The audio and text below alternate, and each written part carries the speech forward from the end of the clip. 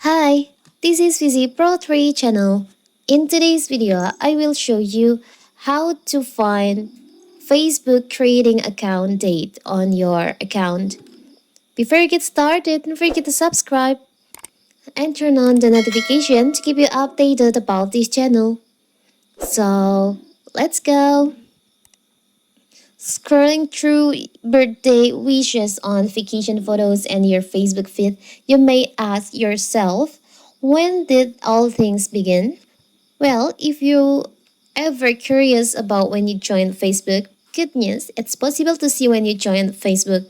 And in this video, I will show you how to do it, how to see your creating date on your Facebook account.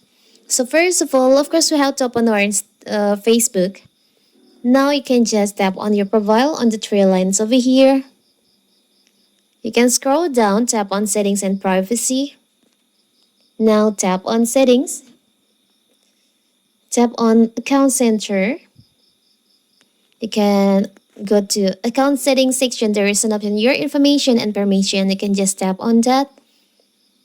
There is an option access your information here. You can tap on that. Now you can scroll down. On your information section, there is an option personal information. You can just tap on that.